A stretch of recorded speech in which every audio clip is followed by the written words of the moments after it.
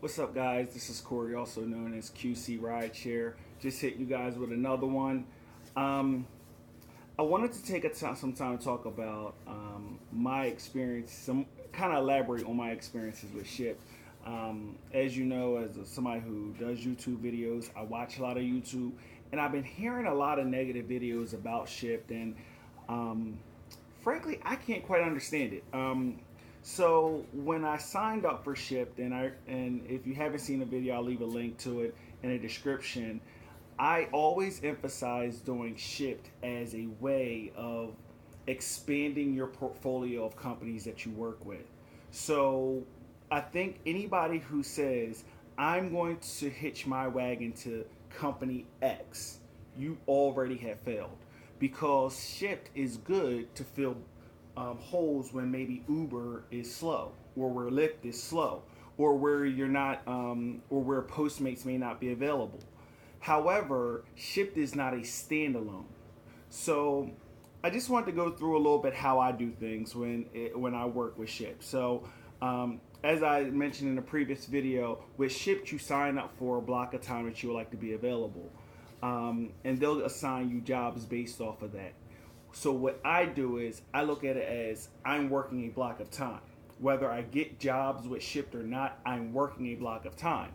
So let's use a scenario where I sign up. I sign up for 8 to 4, and I may only get a Shipt job at 9, at 2, and at 3. So that's 3 jobs, 3 time frames, but I still have a lot of other time that I'm willing to work. This is where using other platforms comes in handy. So what do? I may go ahead and I may start with Uber or Lyft. I may, if it's a bigger order and I need to be down to start shopping the Shipt order early, I'll do a destination feature with Uber and Lyft and see if I can get an Uber ride on my way or a Lyft ride on my way. Once I get there, I shop my order as quickly as possible. Now, anyone just starting with Shipt, you're going to notice that it takes you a little bit longer to shop these orders. As you get better and faster, you'll start getting repeat customers that get the same things. You'll start knowing exactly where everything is. Utilize the store personnel. That's what they're there for. We shop Harris Teeter and Publix, and I swear some of the looks I used to get from some of the employees because I used to bug them nonstop. Where is this? Where is this? Now I go in there, I know exactly where everything is, and it's like clockwork. So as you get better, that your time that it takes you to shop orders should go down. But you go ahead, you shop your order, you make your delivery. Now you have about 3 4 hours that you're available to work. You should be doing Uber. You should be doing Lyft. If you have Postmates or DoorDash, you should be doing those services. You should be filling your time with other opportunities. Then, when it comes up to the time period that you need to shop your next order, boom, go ahead and do a destination feature to that grocery store. There is an emphasis on being on time. If you were the customer, you have to understand how they view it. If I'm going to be cooking dinner at 5 o'clock and I do a time frame for you to be here from 4 to 5, and you get there at 5:30, that pushes everything. I may have a child that needs to go to bed soon. Whatever the case may be, you're inconveniencing them. Now, I've seen situations where even though that happens, they still tip. I think something else about the pay, and I just not to kind of diverge, but something else about the pay of all of these delivery services: Postmates, DoorDash, Instacart, Shipt. All these companies pay with the expectation of the customer tipping. So if you do a $40 order with Shipt, now I believe the breakdown is universal. It may be different in different areas, so please excuse me. But in Charlotte, the breakdown is you get 7.5% of the total plus $5.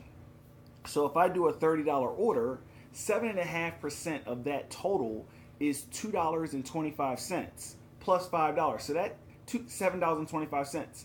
And looking at that alone, yeah, that's crappy. But then when I think about, okay, the customer tipped me $7. So a $30 order shouldn't take you anything longer than 15 minutes to shop and maybe 10, 15 minutes to deliver, 25 minutes. If I went ahead and I had 20 and for 25 minutes worth of time made $14, your breakdown is somewhere in the area of 30 something dollars an hour. I hear a lot of bad math when it comes to doing Shipt and other delivery services. And I think that's because you're not filling in your time. If you're solely going to say I'm only doing Shipt, you're probably not going to make the money you need.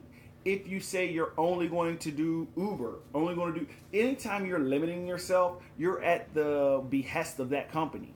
So if that company does great, you may be doing great. If that company is horribly ran and does awful, you're going to have a bad experience. But I think that the criticism of Shipt is unwarranted because I think people are viewing it through the wrong lens.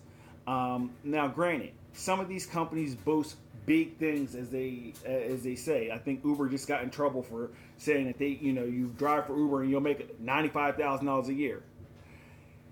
If you believe that, the first question you have to ask is why isn't everyone doing this?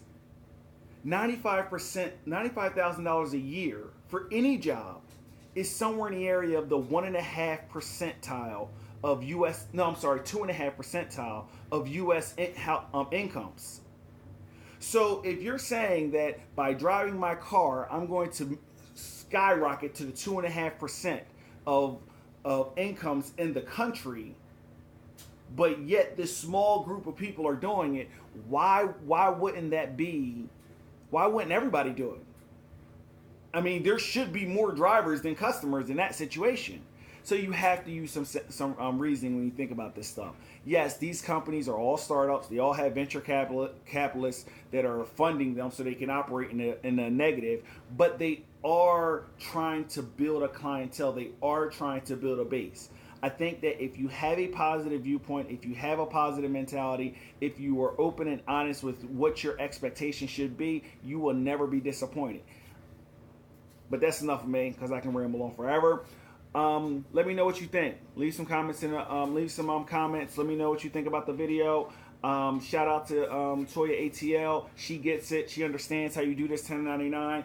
Sign me up for the official 1099 club. We need t-shirts or something like that to show we part of the squad. But also, shout out to Uber Lady Charlotte, who I need you. You cannot leave. But I'm just happy for you and congratulations. And also all my other subscribers, I appreciate you. Thank you so much for supporting me. I'll be coming out with more videos more often. I've been kind of hustling hard lately. Look out for the second video on how I grind. Just to let you know how I get down with this rideshare thing. And until the next one, peace.